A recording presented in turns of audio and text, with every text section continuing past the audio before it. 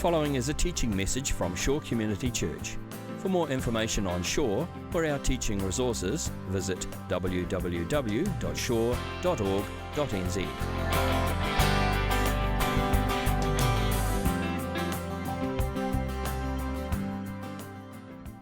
In John 11, I think we see a very vital turning point in the book of John. In fact, I would consider that the events of John chapter 11 are the inciting incident for the whole book. Now, if you're not familiar with the term inciting incident, don't worry, neither was I. My wife had to tell me what it was. But an inciting incident is a literary term, and it describes the event or the happening in a story that changes the main character from the status quo or from their normal life and pushes them into the main plot or the main storyline in the story. And so you've got, average Joe Bloggs in a movie, and he's going about his business, and suddenly, a spaceship arrives, and aliens start attacking, and suddenly he's pushed into the storyline. That is the inciting incident. And I think what we have in John chapter 11 is an inciting incident. Not that the first 10 chapters of John are introduction or anything. There's a lot going on there. But what I think you will find is when you look at the book of John, the fact that we are in chapter 11 now and we are about to start the Passion narrative, you get the impression that the main storyline for John is the actions leading up to and including and following on from the death, the burial, and the resurrection of Jesus. That work during what we call the Passion narrative is the main focus of what John is trying to get across. Everything that happens in the first 10 chapters, and especially all of the signs that we've been talking about throughout the series, they're pointing to the cross. They're pointing to the Passion narrative. And this one is no different. But what I think we have here in John chapter 11 is the final straw, the last sign, the action that is going to switch Jesus from his normal routine through to the Passion narrative. Have a look in verse 54, where it says, Jesus therefore no longer moved about publicly among the people of Judea. There's a shift here, isn't there? This is the point where Jesus goes from acting out his role as a public teacher, as a miracle worker, and shifting into the role, his primary role on earth, as fulfilling the work of the Messiah. This is the event that kickstarts the Passion narrative. And so when you look at this story as a preview of the following events, you can see that what Jesus is doing here is he's playing out a dress rehearsal, if you will, for the Passion narrative. It's no coincidence that right before this, in chapter 10, John has recorded Jesus talking about how he's going to lay down his life for his sheep.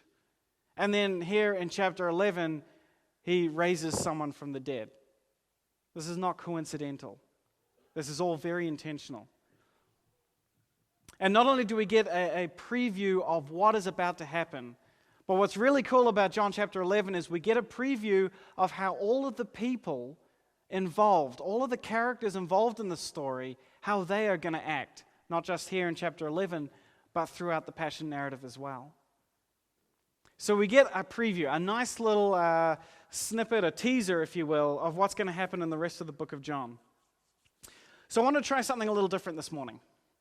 I want to, instead of having one main idea from the chapter that I want to share with you, what I want to do is I want to take a bit of a quick survey around all of the characters that are presented here in the story. Because each character, and we're going to give them a one-word descriptor that is going to shed a little bit of light on their role in the story, what's happening in the story, and more importantly, what kind of role they're going to play throughout the Passion narrative. So it's going to be up on the outline, on the screen, and also you've got an outline in your bulletin. If you have a pen, I'd recommend getting it out and jotting it down real quick. We're going to have the name of the character and also the descriptor and a quick lesson. Each character brings their own unique lesson to the table as well. And we're going to hit on that at the end. So, pens at the ready. We will get right into it.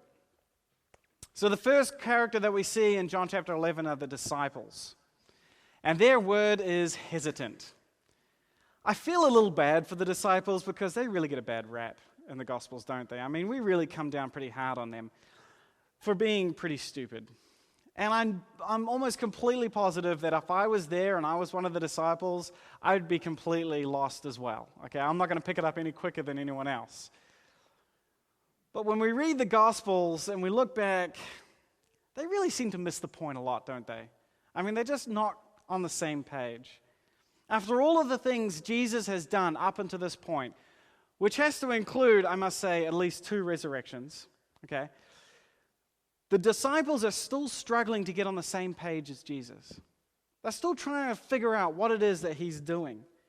And so when Jesus says in verse 8 that they should go out to Bethany to see Lazarus, they immediately put the brakes on. You don't want to go there. That's where they tried to kill you. You don't want that to happen, surely. And then in verse 11, when he goes up, I think it's verse 11, when he goes up and he says he needs to wake up Lazarus, which of course had to be reminiscent of the language in Mark 5 when he raised Jairus' daughter. I'm going to wake her up. So they had to remember that. But they still don't get it. And they say, well, maybe he needs to sleep if he's sick, you know. And of course, none of this is surprising to anybody who's read the Gospels. And we see that they just seem to be on a different page, a different wavelength to Jesus. And I think the problem is, despite all of the miraculous things that Jesus has done, despite his supernatural presence, the disciples just can't seem to shake their earthly perspective. At least not yet. They will.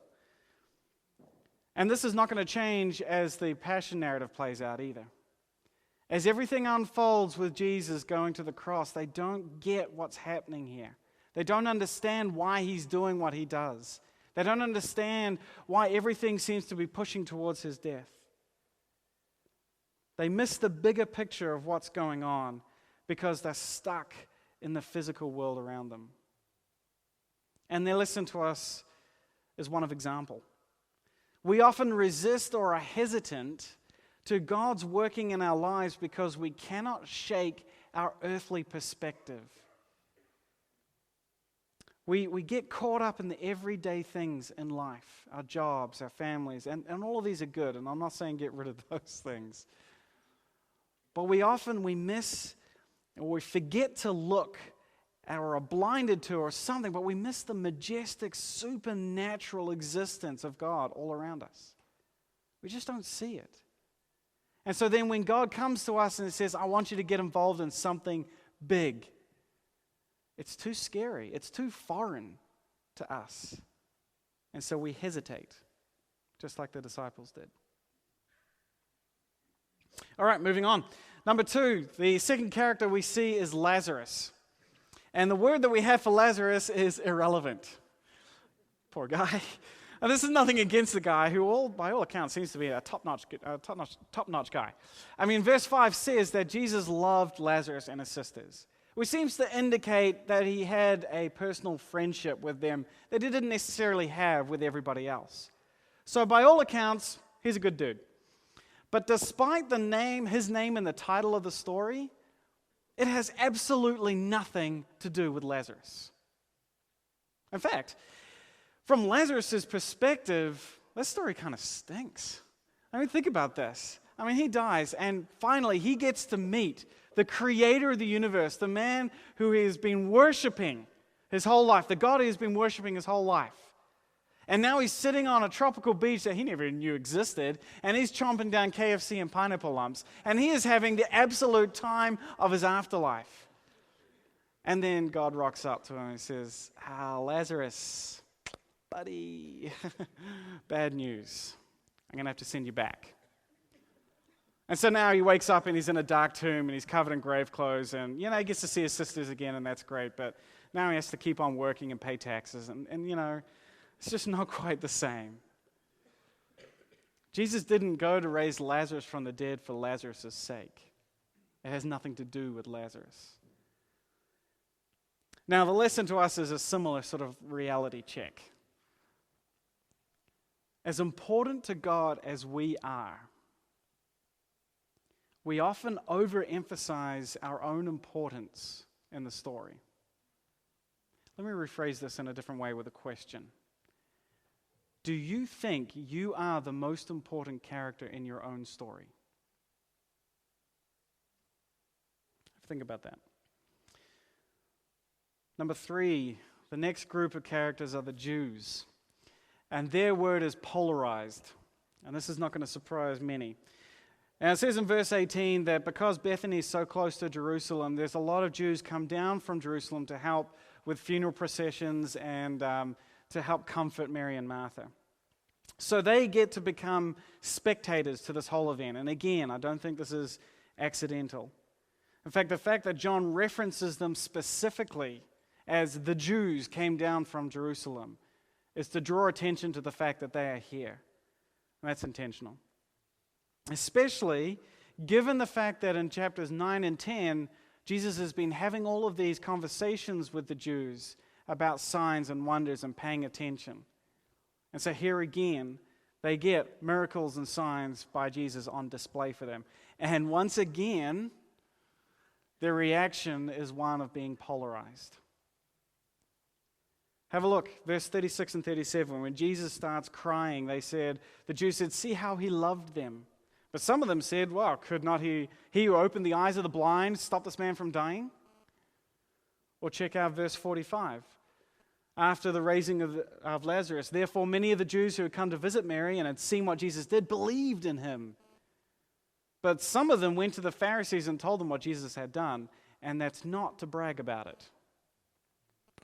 Some people like him and think he's the answer to their prayers. Other people think he's a lunatic and he's dangerous. Or he's a lunatic and he's dangerous. John does not present a middle ground here. He doesn't have a middle space for reactions to Jesus. And this is only going to be magnified over the following chapters. And you see the reaction to Jesus as he's on the cross, the reaction to Jesus as the tomb is empty, polarizes people. And the lessons for us is this. The presence and the activities of Jesus in our lives causes a polarizing reaction. We often like to think of Jesus as like the fun guy at the party who everybody likes. Like when he walks into a room, everybody has this calming presence. That's not him at all. That's not Jesus. When Jesus walks into the room, some people find peace. Other people are spurned towards violence. And Jesus makes absolutely no apologies for this. Have a look at in Matthew chapter 10. Jesus says, do not suppose I have come to bring peace on earth. I did not come to bring peace, but a sword. For I have come to turn a man against his father, a daughter against her mother, a daughter-in-law against her mother-in-law. Not that they needed any help with that. But a man's enemies will be the members of his own household. Now, it's not like Jesus takes a lot of pleasure in ripping families apart. But he knows that his presence in people's life is so powerful. He knows that his call to allegiance is so absolute that it is going to draw people in different directions and it is going to rip them apart. Why do you think he says Christians don't marry non-Christians?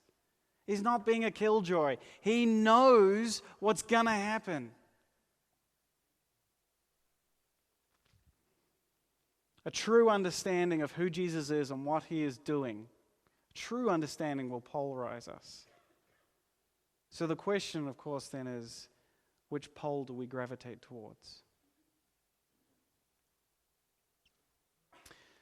Now, our next two characters kind of reside at either end of this spectrum, this polarized spectrum. And the first we come across is Caiaphas. And Caiaphas represents all of the religious leaders in the Sanhedrin. And I think this is really interesting because the negative reaction to Jesus is perfectly summed up by this guy. At the end of the chapter, the Sanhedrin, which is the ruling body of the people of Israel, they come together and they're trying to figure out what to do with this guy Jesus because he's causing all sorts of problems for them. And something needs to happen. So Caiaphas, he speaks up and his little speech is very interesting. Have a listen to this again. Caiaphas, who was the high priest that year, spoke up. He said, "You know nothing at all. You do not realize that it is better for you that one man die for the people than that whole nation perish." Now, this is the interesting part. He did not say this on his own, but as high priest that year, he prophesied that Jesus would die for the Jewish nation. And not only for that nation, but also the scattered children of God, to bring them together and to make them one. So from that day, they plotted to take his life. Think about this for a second. Caiaphas, the high priest that year, has been given a prophecy from God that spells out the mission and purpose of Jesus in a way that no one else gets. He gets a window into the purpose of God that is unique to him. The disciples don't even get that until well and truly along the path. And yet, to Caiaphas, he sets himself up against Jesus. He uses that prophecy somehow as a means to go out and kill him. I mean, think about this. The Sanhedrin, these are the people, these are God's people. These are God's guys on the ground. They are the best and brightest, the religious leaders, the priests. They, but more than anyone else in all of Israel, should have been the ones to recognize who Jesus was and to roll out the welcome mat for him. They should be the ones, every time he makes a sign, every time he does a miracle, every time he makes an Old Testament reference, they should be like, oh yeah, we get it. We get what you're doing, Jesus. This is great. And yet they become his biggest opposition. God is giving them miracles, signs, the presence of himself, and even a direct prophecy about what's going on. And yet all of that just seems to turn them against him. Because I believe that they have misdirected their attention. Instead of looking towards God, they have focused their attention so squarely on the Roman threat and their self-preservation as a people, as a nation, that they're missing what's going on. And so they are going to become murderers of the very Messiah that they have been longing for centuries to see. And the lesson to us is this, and I want you to catch this because this is very important. We can ask all we want for God to reveal himself. We can demand all kinds of miracles or religious experiences. We can demand proof of his existence. But if our hearts are not at least a little bit open to him, none of it's going to work. None of it's going to make any difference. In fact, all of the proof in the world of God's existence is only going to amplify the natural state of our hearts. If we have an openness to him, it will reveal God to us. But if we are closed to him, it's only going to cement and solidify our resistance. And you only need to ask Pharaoh in Egypt in the story of Exodus about how that plays out. All right, number 5, Mary and Martha. Mary and Martha's word is hurt. They kind of sit on the other end of the spectrum here. And with Mary and Martha, we get to the core of the why. Not only of this story, but also with the actions of Jesus in the following week. Why this is happening. See, their pain at Bethany with the death of their brother, it just yanks this whole passage out of abstract theological sort of discussion and brings it and plants it firmly in the middle of real life experience. Their pain was real. This is not just one of life's little things, Lazarus dying. This was a true catastrophic event for Mary and Martha. They had become financially and socially vulnerable, and plus they had lost their dear brother. Their pain, they were taking on the pain that death brings. They become representatives of all of the pain that death holds over people. The overwhelming brokenness of all humanity in a physical and a spiritual sense. So Mary and Martha become the ones that Jesus is doing this for, not just in chapter 11, but in the rest of the book. They become representatives of all of us for the reason Jesus is coming down. But the most striking lesson that these women teach us, and Martha in particular, is their reaction to Jesus. I want to read verses 21 to 27 again. Lord, Martha said to Jesus, if you had been here, my brother would not have died. But I know that even now God will give you whatever you ask. Jesus said to her, "Your brother will rise again." Martha answered, "I know he will rise again in the resurrection at the last day." Jesus said to her, "I am the resurrection and the life. The one who believes in me will live, even though they die. And whoever lives by believing in me will never die. Do you believe this?" "Yes," she answered. "I believe you are the Messiah, the Son of God who has come into the world." Could it be here that Jesus is so emotional in this scene because right here in front of him, and this woman who has gone through one of the worst tragedies of life is the most pure and accurate expressions of faith that he has ever encountered? I mean, for all of the hesitancy and the misdirection and the polarization and the outright opposition that he has experienced from the best and the brightest, this woman, drowning in her own tears, gets it. She understands Jesus. She understands that this guy is the one. No matter what he does, no matter how this plays out, he is the one that I should be focused on. He is the one whose faith I should have. He is the one in whom I should give my life. She got it. So you want a model of pure faith to look up to? Martha's your girl. All right, now we get to Jesus. Our sixth character is Jesus, but he's kind of important, so he gets 2 words. I'm sure you'll be okay with that. First word is emotional, and I don't think we need much explanation why. This passage is famous across the universe for 2 simple words. Jesus wept. And man, we champion this passage. We think this is such a great passage because it highlights the true humanity of Jesus. And we say we can relate to Jesus because, look, he's standing by the graveside and he cries just like we do. And that's great. Except I think we completely misunderstand this. I don't think the tears or the weeping of Jesus is a testament to his humanity. I believe it is a testament to his divinity. I believe he was weeping because he saw the pain and the brokenness of humanity. He saw the pain that death can bring to our lives, and his divine soul grieved for us and with us. And that teaches us a very important lesson. God is not some robotic being devoid of emotion. I don't know where we get this idea that we attribute emotion to humanity and not to God. Where do you think we got it from? No, when we hurt, the God of the universe hurts with us. To the point that he's willing to send his son down to suffer a horrible death just so that his kids could be safe and happy. And so the why of the passion narrative is revealed, not in a theological discourse, but in a tear flowing down the face of God.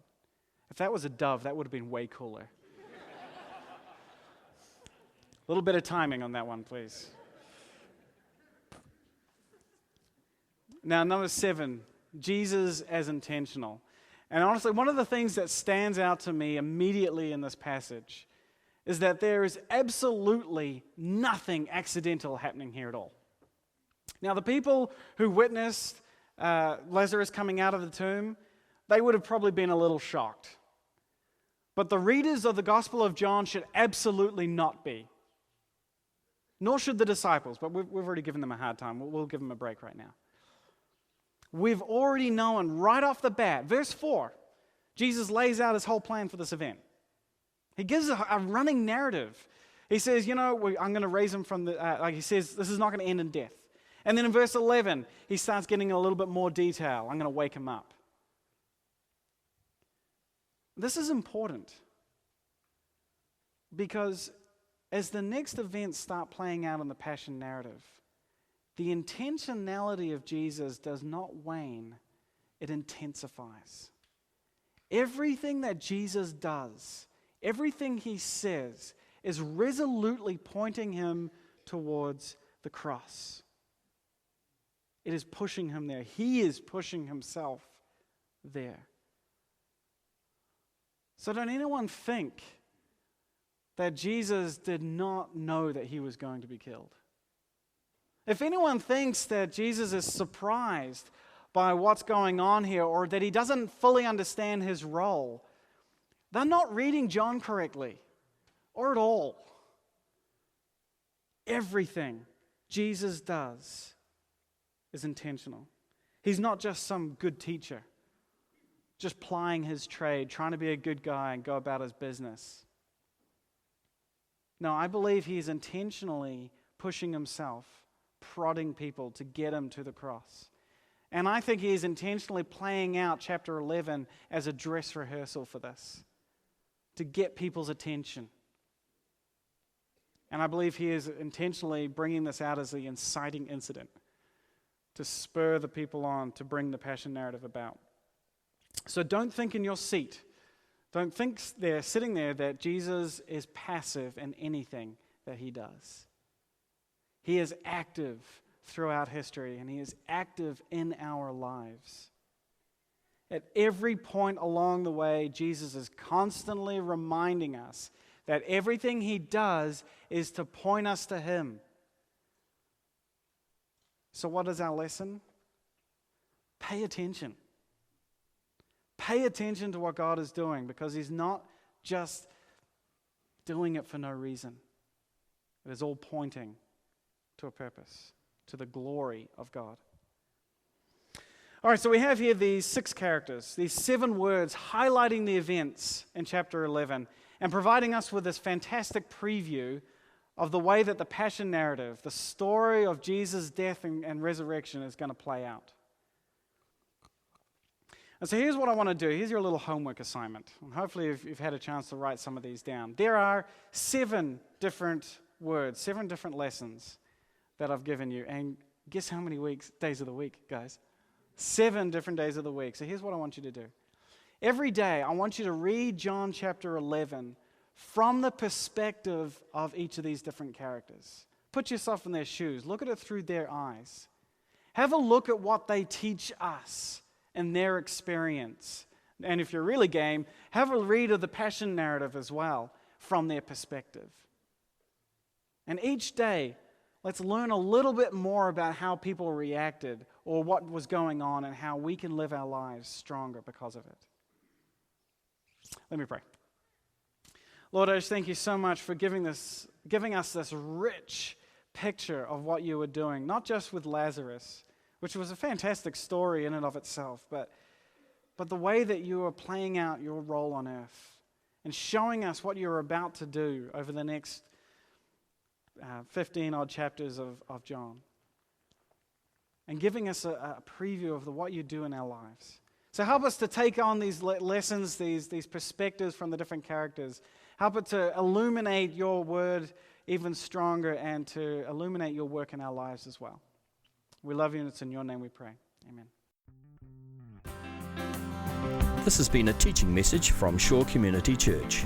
For more of our teaching resources, or to donate to our teaching resource ministry, or for more information on Shore Community Church, visit www.shore.org.nz. Alternatively, you can email office@shore.org.nz or phone 09 415 0455. Thank you for listening.